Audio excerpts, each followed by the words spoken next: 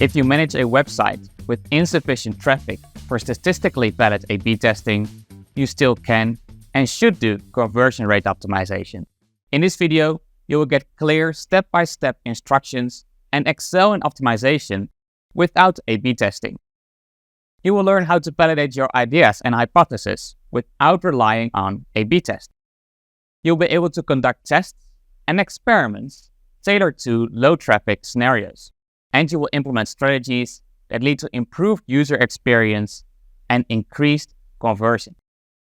If you have questions, suggestions, or you want to share your successes, which I hope you do, feel free to contact me through LinkedIn. Now, before we start, you first need to know if you are dealing with a low-traffic website. For this, you need to understand the minimal detectable effect, also known as the MDE. Whether you can run an A/B test and for how long depends on the number of website visitors and conversions going through your test. The more website visitors and conversions, the smaller statistically valid uplift you can detect. The minimum difference you can reliably detect in your test results is called the minimal detectable effect. In other words, it tells us how big the uplift needs to be before we can confidently say it's a real improvement, not just a random variation. With an MDE of 5%, you can find a statistically valid uplift of 5% or higher in your experiment. The lower the MDE, the higher the impact you can make with your A/B tests, because a low MDE means you can detect smaller significant changes. A low-traffic website receives insufficient visitors and conversions to conduct statistically valid A/B testing. With limited visitors numbers and conversions, MDE scores are too high, making it difficult or impossible to obtain reliable results from your A/B tests. High MDE scores indicates that only very large differences between test variations can be detected with statistical reliability. I strive for an MDE of 5% or lower with a maximum test duration of 4 weeks. The absolute threshold is an MDE of 10% with a maximum test duration of 6 weeks. If the MDE is 10% or higher, do not run A/B tests and explore other methods to validate ideas and hypotheses. Understanding your site's traffic volume and MDE scores is crucial for selecting the most appropriate validation methods. Recognizing possible limitations allows you to tailor your approach effectively. By adapting your strategies to meet your website's specific conditions, you ensure the use of the most effective optimization and validation techniques. You can use an online calculator to calculate your MDE scores for each page or template, like all product detail pages or all list pages combined. For the calculator, I recommend Spero's A/B test calculator. To calculate your MDE scores using Spero's calculator, first select pre-test analysis. Next, follow 3 steps. First, insert the data. Input the average weekly traffic and conversions from the page or pages you want to test. Let's imagine you have 10,000 weekly visitors with 4,000 conversions. Adding more variance to the test increases your minimal detectable effect since your traffic is split over more variations. Next, adjust the settings over here. Set the confidence level between 85% and 95% and maintain the power at 80%. A confidence level below 85% is generally not recommended, as it might affect the reliability of your results. Finally, the third step, review the MDE scores over here. If the MDE for 6 weeks of testing is above 10%, the score is too high for reliable A/B testing with this KPI. If your MDE scores are too high, you can adjust the test KPI to a micro conversion instead of your final primary conversion. For example, if you run an A/B test on your product detail page, you can track the number of cart visits instead of the number of transactions. As you have many more visitors in your cards than visitors on your thank you page, you need fewer visitors in your test to make your A/B test statistically valid. This is because the conversion rate to your card is much higher than the conversion rate to a transaction. It is better to set the KPI to 2 steps down the funnel. You can game one step. Simply make the call to action button massive with arrows pointing towards it, or make a fake promise. However, if the visitor takes 2 steps towards the final conversion, it does show a stronger intention to buy eventually. Use a micro-conversion as your test KPI and calculate your MDE scores again.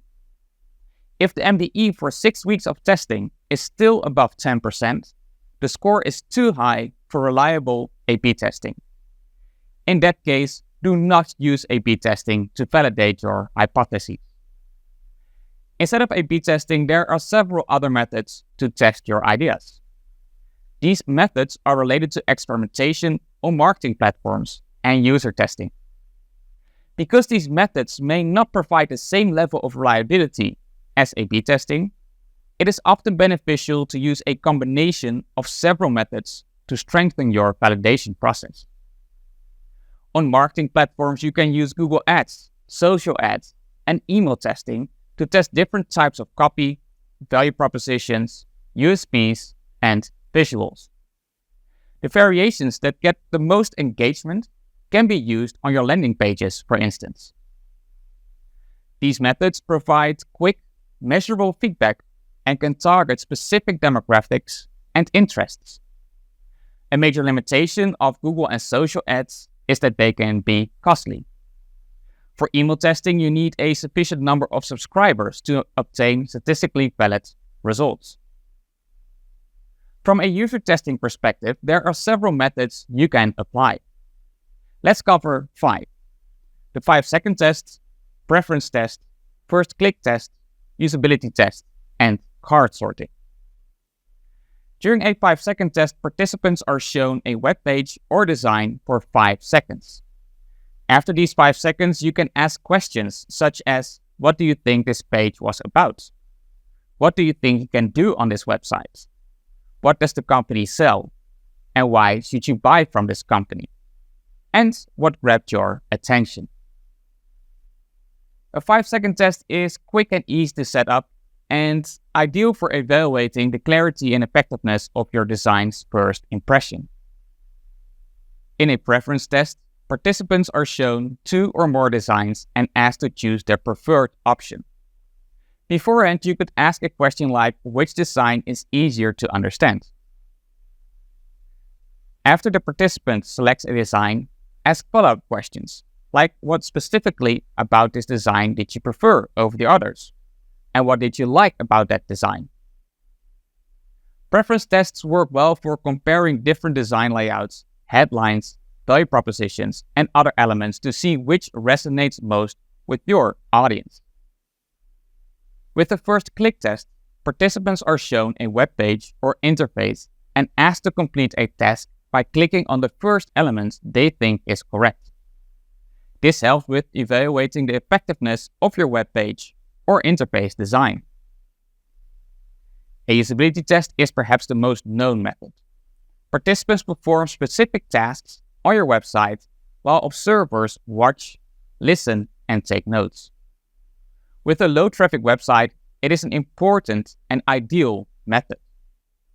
Recruit 5 to 10 participants representing your target audience. Create a set of tasks for participants to complete on your website. Make the tasks as personal and relevant for the participant as possible. Next, observe and record their interactions, noting any issues or obstacles they encounter.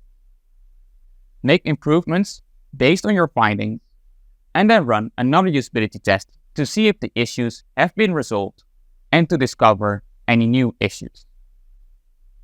Usability testing provides in-depth insights into user behavior and usability issues. It can, however, be time-consuming and resource-intensive. Finally, there is card sorting. Participants organize topics into categories that make sense to them. This helps understand how users perceive information, how to logically group it, and thus how to structure content on your website.